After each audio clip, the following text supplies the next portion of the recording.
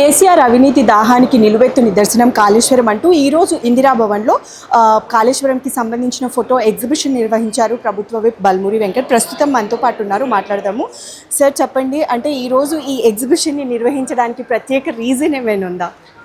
పదే పదే పదే 10 సార్లు 100 సార్లు చెప్పినా ఈ కల్వకుంట్ల కుటుంబానికి కేసీఆర్కి వారు చేసిన తప్పుని అంగీకరించాల్సింది పోయి దాన్ని సమర్థించుకునే ప్రయత్నం వారు చేస్తారు.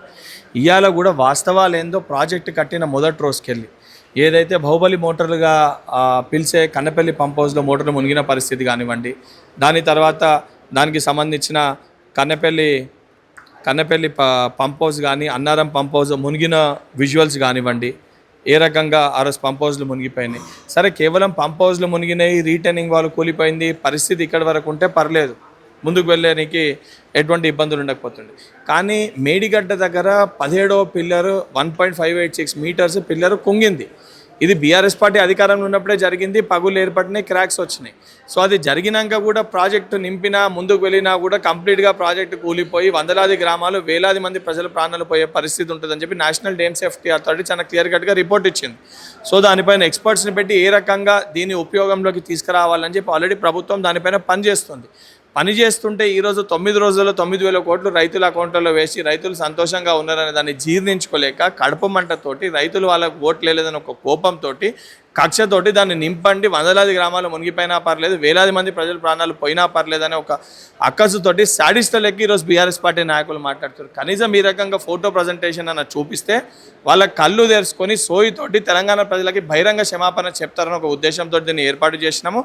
నిజంగా ఏదైతే వాళ్ళు తప్పు చేయలేదని చెప్పి భావిస్తే కల్వకుంట్ల చంద్రశేఖరరావుని అసెంబ్లీకి రమ్మని చెప్పండి. తానే దీన్ని క్లెయిమ్ చేసిండు, నేనే కర్త కర్మ క్రియ అని చెప్పి. అసెంబ్లీలో చర్చలో పాల్గొనమని చెప్పండి. ముఖ్యమంత్రి గారు, మేము స్పీకర్ గారిని రిక్వెస్ట్ చేస్తాము, అసెంబ్లీలో చర్చ పెడతాం, ఎవరు తప్పో ఎవరు ఒప్పో అసెంబ్లీలో తెలుసుకుందాం. అయితే ప్రపంచంలోనే అతిపెద్ద ఎత్తిపోతల పథకం కాళేశ్వరం ప్రాజెక్టు. అయితే దీని గురించి కూడా కేటీఆర్ వ్యాఖ్యలు, హరీష్ రావు వ్యాఖ్యలు ఎలా ఉన్నాయంటే, ఉత్తమ్ కుమార్ రెడ్డిని, రేవంత్ రెడ్డిని ఉరిదీసినా పాపం లేదు, నీళ్ళ గురించి వాళ్ళకు మాట్లాడే అర్హత లేదని కూడా వాళ్ళు మాట్లాడుతున్నారు. ఈరోజు మీరు ఈ ఎగ్జిబిషన్ పెట్టారు, అండ్ మోర్ ఓవర్ ఈరోజు రక్తదానం కూడా జరగబోతుంది. సో దాన్ని ఎట్లా చూస్తారు, దానికి ఏం చెప్తారు? 10 ఏళ్ళు రాబందులు లెక్క రాక్షసులు లెక్క జనాల రక్తాన్ని పీల్చుక తిన్నారు. ఈరోజు దానికి ప్రాయశ్చితంగా రక్తదాన శిబిరాన్ని ఏర్పాటు చేస్తే దాన్ని నేను అభినందిస్తున్నా. మరి కేటీఆర్ కూడా అక్కడ రక్తాన్ని దానం చేస్తే ఆయన బ్లడ్ శాంపుల్ పంపమని చెప్పండి. గతంలో డ్రగ్ టెస్ట్కి ఎన్నోసార్లు శాంపుల్ అడిగితే తను ముందుకు రాలేదు. కనీసం ఈ రకంగా శాంపుల్ పంపితే ఆయన ఏ రకంగా డ్రగ్ ఇస్తో తెలంగాణ సమాజానికి కూడా తెలియజేసే ప్రయత్నం చేస్తాం. దానితో పాటు 38,000 కోట్లతోటి ప్రాణహిత చేవెళ్ళ ప్రాజెక్టు పూర్తవుతుంది. దానివలన ఏదైతే 15.40 lakh ఎకర్స్కి ఏదైతే నీళ్లు అందించవచ్చు, దానివలన ఆదిలాబాద్ కానీ, నిజామాబాద్ కానీ, రంగారెడ్డి కానీ, మెదక్ కానీ, నల్గొండ కానీ ఈ యొక్క ప్రాంతాలకి నీళ్ళు అందించవచ్చు అనే ఒక ఉద్దేశంతో ఆ రోజు స్వర్గీయ రాజశేఖర రెడ్డి గారు ప్రాణహిత చేవెళ్ళ ప్రాజెక్ట్ని తీసుకొని వస్తే కేవలము కమిషన్ల కోసం ఒక ఆకృతి వాడి కాళేశ్వరాన్ని 80,000 కోట్లతోటి ప్రారంభించి 1,20,000 కోట్ల ఖర్చు పెట్టి 3 ఏళ్ళు తిరగక ముందే ఆ ప్రాజెక్టు పిల్లర్లు కూలిపోయే పరిస్థితి ఏదైతే తీసుకొచ్చినా ఆ రోజు ఇరిగేషన్ శాఖ మంత్రిగా ఉన్న హరీష్ రావు కానీ, ఆ రోజు ముఖ్యమంత్రిగా ఉన్న కేసీఆర్కి సిగ్గుశరం లేకుంటే ఈరోజు ఈ రకంగా మాట్లాడడం సరైనది కాదు. ఇప్పటికన్నా తెలంగాణ ప్రజలకు బహిరంగ క్షమాపణ చెప్పాలని డిమాండ్ చేస్తున్నాం. అయితే మరోపక్క కూడా రైతుల విషయంలో కూడా చాలా వరకు బీఆర్ఎస్ కానివ్వచ్చు, బీజేపీ కానివ్వచ్చు, కాంగ్రెస్ ప్రభుత్వంతో రైతులు కూడా సాటిస్ఫైయింగ్గా లేరు. నెక్స్ట్ వచ్చే ఎలక్షన్స్లో అటు బీజేపీ ఇటు బీఆర్ఎస్ ఇద్దరు ఘంటాపదంగా చెప్తున్నాయి, ఈసారి మేమే గవర్నమెంట్లోకి వస్తాము అని కూడా చెప్తున్నారు. సో దానికి ఏం చెప్తారు?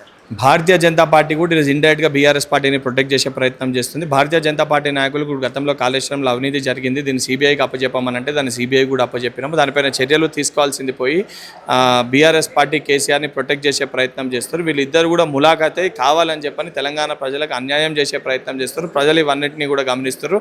మీరు ఎన్ని నాటకాలు చేసినా మళ్ళీ తిరిగి అధికారంలోకి వచ్చేది ప్రజాప్రభుత్వం. గౌరవ ముఖ్యమంత్రి రేవంత్ రెడ్డి గారి నాయకత్వంలో మళ్ళీ కాంగ్రెస్ ప్రభుత్వాన్ని ఏర్పాటు చేయబోతున్నాం.